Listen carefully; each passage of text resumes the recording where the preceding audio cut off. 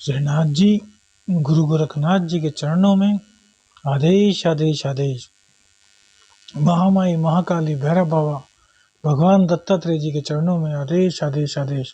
आप सभी का बहुत बहुत अभिनंदन, बहुत बहुत आभार, बहुत बहुत प्यार, बहुत बहुत आपको आशीर्वाद और शुभकामनाएं कि आपकी मदद से, आपके आशीर्वाद से आपका एस्ट्रो शाबर मंत्र यूट्यूब चैनल मोनेटाइज हो गया है। अपना प्यार और सम्मान हमेशा ऐसे ही बनाए रखें। आज बात करते हैं शनि राशि परिवर्तन की।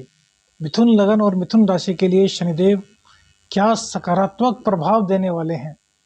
शनिदेव के कुंभ राशि में, मूल त्रिकोण राशि में गोचर से क्या क्या अच्छी स्थितियां मिथुन लगन और मिथुन राशि वालों के सामने पेश आएंगी, उसी के संबंध में आज विचार करेंगे और कौन सा ऐसा उपाय है जिसको करने से आपके जीवन में खुशहाली और ज़्यादा बढ़ जाएगी, उसके बारे में भी आपको बताएंगे। तो वीडियो को पूरा देखें। अगर हम मिथुन लगन की बात करते हैं, मिथुन राशि की बात करते हैं, तो नवम भाव में शनिदेव पधार चुके हैं। कुंभ राशि इनकी मूल त्रिकोण राशि है और आपके ये मिथुन लगन में ये 8वें और 9वें घर के मालिक होते हैं। शनिदेव अपनी साधारण राशि मकर को छोड़कर कुंभ राशि में अभी हाल ही में प्रवेश किए हैं, तो आपके भाग्य में यह 4 चांद लगा देंगे।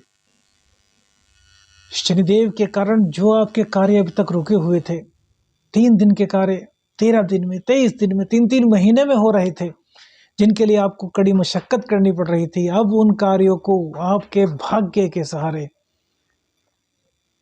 प्रेशराइज होने में, आगे बढ़ने में पूरी मदद मिलने वाली है। तो आप बिल्कुल निश्चिंत हो जाइए। अभी तक जो हुआ अब नहीं होना।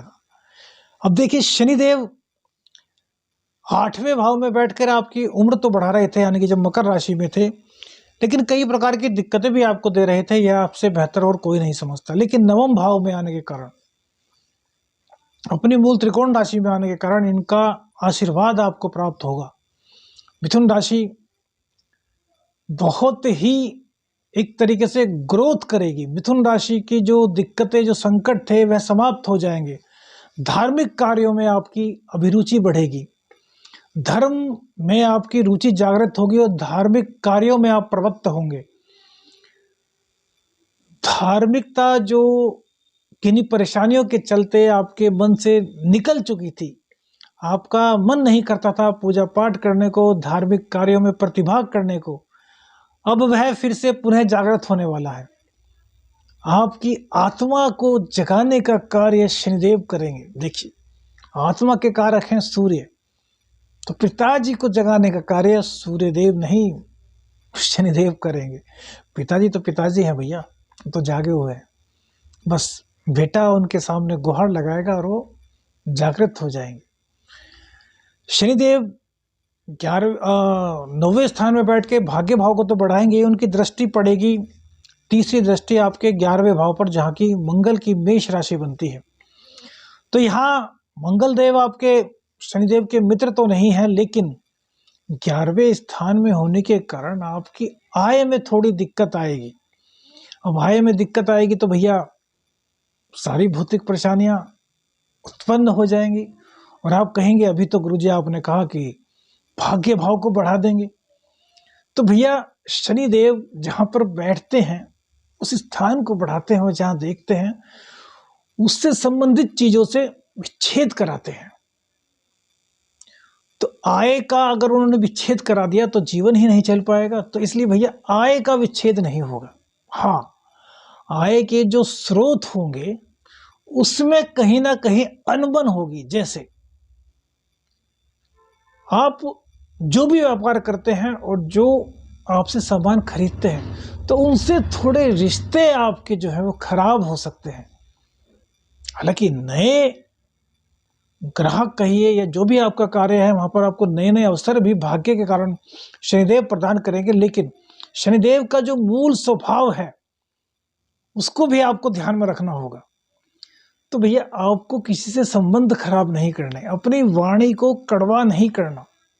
व्यापार है, 2 बातें सुननी पड़ती हैं। जहां से आय हो रही है वहां व्यक्ति अगर कुछ थोड़ी बहुत ही ऐसी बात कह देता है तो उसको इग्नोर कर दीजिए। कहते हैं ना, दूध देती हुई गाय की लात बर्दाश्त करनी पड़ती है। तो यही एक सूत्र आपको उस समय अपनाना है जब आपकी आय का मामला हो। मिथुन राशि वैसे तो बुध देव की राशि है, ये बड़ी जल्दी एक बैलेंस क्रिएट करना जानते हैं। बुध देव क्योंकि युवराज हैं और उनकी यह राशि है, तो इनका जो व्यक्तित्व होता है ना, बड़ा मधुर होता है और कहीं ना कहीं इनमें कुछ राजसीपन होता है। यदि कोई इनसे मन से बात ना करे तो ये उससे उखड़ जाते हैं। तो आपको उखड़ना नहीं है, जो शनिदेव कराना चाहेंगे वो आपको होने नहीं देना। शनिदेव भाग्य में आपकी बढ़ोतरी कर रहे हैं और इससे ज्यादा क्या है। भाग्य बढ़ेगा तो भैया आय बढ़ जाएगी, लेकिन थोड़ा वहां पर ध्यान वाणी पर, अपने व्यवहार पर रखना है।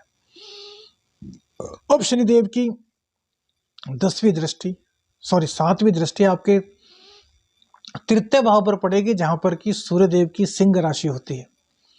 पिता पुत्र, जैसे कि हमने बताया कि शनिदेव में और सूर्यदेव में थोड़ा शत्रुवत व्यवहार है, लेकिन शनिदेव सूर्यदेव के पुत्र हैं। पुत्र पिता के घर को कभी भी खराब नहीं करता। यह आपका पराक्रम का घर है, तो आपको अपने पराक्रम को बढ़ाना होगा। पराक्रम जैसे ही आप बढ़ाएंगे तो सूर्यदेव आपसे प्रसन्न होंगे, और सूर्यदेव प्रसन्न होंगे तो भैया जो चाहो वो मांग लो। अब पराक्रम से, अगर पराक्रम को बढ़ाते हैं तो उसके सामने का 7वां घर 9वां भाव, अर्थात जहां शनिदेव इस टाइम विराजमान है, तो पराक्रम को बढ़ाते ही भाग्य आपका साथ देना शुरू कर देगा। देखिए, शनिदेव संघर्ष कराते हैं, शनिदेव मांजने का कार्य करते हैं। जिस प्रकार से बर्तनों को मांज कर कुछ लोग उस पर ईंट रगड़ते हैं जिससे कि कोई दाग हो तो वो हट जाए, तो शनिदेव वही कार्य करते हैं। तो आपको पराक्रमी बनना है, अपने अंदर आलस्य को स्थान ही नहीं देना। जब आप पराक्रमी बनेंगे तो आपका भाग्य, जहां पर शनिदेव बढ़ाने के लिए उसको बैठे हैं, तो और ज्यादा उसमें ग्रोथ उत्पन्न करेंगे, और जब ग्रोथ ज्यादा होगी तो सभी कुछ अच्छा होगा। अब देखिए, बहुत से लोग हमारे पास आते हैं, कहते हैं गुरुजी बड़ा परेशान हूं। हम पूछते हैं भाई क्या हुआ? कहने लगे जी खर्चा बहुत हो रहा है। मैंने भाई ये तो अच्छी बात है, खर्चा तो वही कर सकता है जिसके पास धन हो, और जिसके पास धन ही नहीं तो वह क्या करेगा? तो खर्चा होता है तो डरिए मत। इसी तरह पराक्रम आपके पास है, उसको बढ़ाना होगा। ऐसा नहीं कि वो आपके पास नहीं है, पराक्रम आपके पास मौजूद है, लेकिन उसका इस्तेमाल करना होगा। जैसे ही आप पराक्रम का इस्तेमाल करेंगे तो भाग्य आपका साथ देगा। भाग्य साथ देगा तो सभी कार्य बनने लगेंगे। देखिए, बिना मेहनत के, बिना पुरुषार्थ के कुछ भी नहीं मिलता। भगवान श्री कृष्ण ने गीता में कहा है, पुरुषार्थ सबसे अहम है, कर्म सबसे अहम है। तो कर्म करने में पीछे मत हटिए। बाकी तो शनिदेव भाग्य स्थान में बैठकर आपको देने के लिए लालायित हैं। हाँ, शनिदेव का एक अलग ही प्रभाव है आलस्य को भर देना। अब आलस्य आप पर हावी हो गया तो भैया पराक्रम नहीं कर पाएंगे। पराक्रम नहीं किया तो भाग्य का साथ नहीं मिल पाएगा। इसलिए हर हालत में आलस्य को अपने ऊपर हावी नहीं होने देना, पराक्रम करना है। जब आप पराक्रम करेंगे तो भाग्य का साथ मिलेगा। तो इस प्रकार से आपको जो भी कष्ट, जो भी दुख, जो भी संकट या जो भी विपत्ति आप पर आ सकती थी, वो आने से पहले ही समाप्त हो जाएगी। बात करते हैं 10वीं दृष्टि की। 10वीं दृष्टि तो यहाँ आपके 6ठे स्थान पर पड़ेगी। अब देखिए, यदि 6ठे स्थान में किसी क्रूर ग्रह की, जैसे कि शनिदेव को कहा जाता है, हमारी नजर में शनिदेव क्रूर ग्रह नहीं, वो न्यायाधीश है। शनिदेव सबसे अच्छे ग्रह हम मानते हैं, क्योंकि यही एकमात्र ग्रह हैं जो कि हमारे पाप कर्मों का दंड हमें इसी जन्म में देकर हमारे अगले पड़ाव की स्थिति को तय करते हैं। यदि हम भोग नहीं पाएंगे तो भैया इसी तरह योनियों के चक्कर में पड़े रहेंगे। शनिदेव यदि हमें भोगा देंगे, जल्दी से जल्दी जो हमने किया है उसको भोगने का हमें समय दे देंगे, तो भैया फिर हम प्रभु कृपा से योनियों के चक्कर से मुक्त हो सकते हैं। तो यहाँ पर रोग रिपु ऋण पर शनिदेव की दृष्टि पड़ना, एक तरीके से देखा जाए तो रोग रिपु ऋण को समाप्त करेगी। लेकिन चूंकि यह मंगल देव की राशि है, मंगल देव शनि के मित्र नहीं है, तो रोग रिपु ऋण कहीं ना कहीं थोड़े बढ़ेंगे। मंगल देव को छठे घर का कारक कहा जाता है, इसलिए मंगल देव भी आपके यहाँ पर सहायता करेंगे और शनिदेव भी यहाँ पर सहायता करेंगे। तो कुछ समय के लिए वो थोड़ा उभर सकते हैं, लेकिन उनका डंक दबाने का कार्य भी शनिदेव ही करेंगे, भले ही मित्र ना हो। तो शनिदेव, अब भैया कोई गलत कार्य करेगा तो उसको तो शनिदेव सजा देंगे ही, और आप नशा करते हैं और नशे की अति करेंगे तो भैया फिर तो शनिदेव आपकी वहां पर सहायता नहीं कर पाएंगे। इसलिए किसी भी तरह का कोई भी ऐसा कार्य मत करें जिसमें अति हो जाए। अति हर चीज की बुरी होती है। अमृत जिससे कि मनुष्य अमर हो जाता है, यदि उसकी भी अति हो जाए तो उसके भी कहीं ना कहीं दुष्परिणाम सामने आ सकते हैं। इसलिए यदि आप तामसिक चीजों अर्थात जैसे कि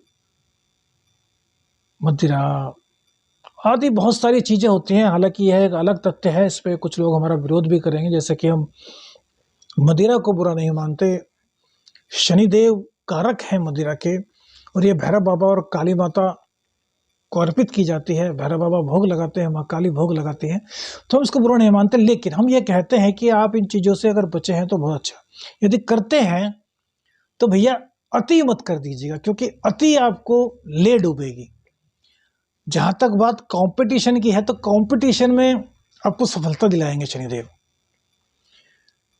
गुप्त शत्रु थोड़े प्रभावी होंगे कुछ समय के लिए, लेकिन फिर वही बात कि शनिदेव उनका डंक दबाने का कार्य यहां पर बैठकर करेंगे, यहां पर देखकर करेंगे।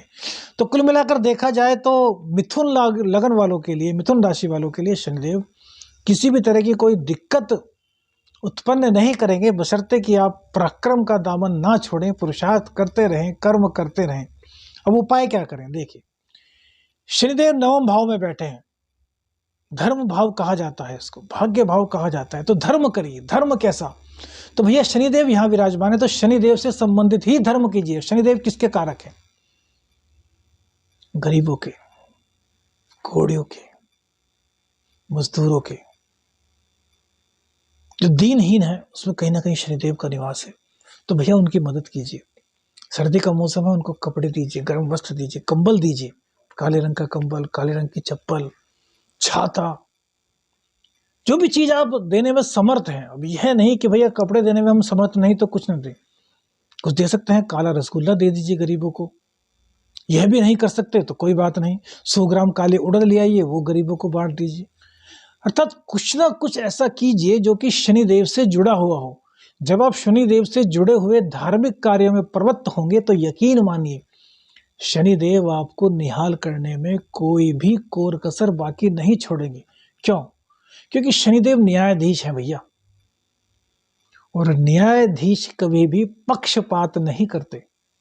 जैसा करेंगे वैसा ही फल हमें देंगे, जैसा कर्म करेगा वैसा फल देगा भगवान। यह है गीता का ज्ञान। तो अच्छे कर्म कीजिए, फल की इच्छा मत कीजिए। जब कर्म अच्छे होंगे तो भैया फल तो अच्छे होंगे ही। जिस परमात्मा ने इस पूरे ब्रह्मांड का निर्माण किया है वह भला आपके साथ पक्षपात कैसे कर सकता है? बहुत से लोग कहते हैं गुरुजी मेरे साथ गलत हो रहा है। भैया गलत कुछ नहीं हो रहा। भगवान की जो डिक्शनरी है उसमें किसी के साथ पक्षपात या गलत हो जाए ऐसा हो ही नहीं सकता। कौन से जन्म के किन पाप कर्मों के कारण हमें दुख मिल रहे हैं यह हम नहीं जानते।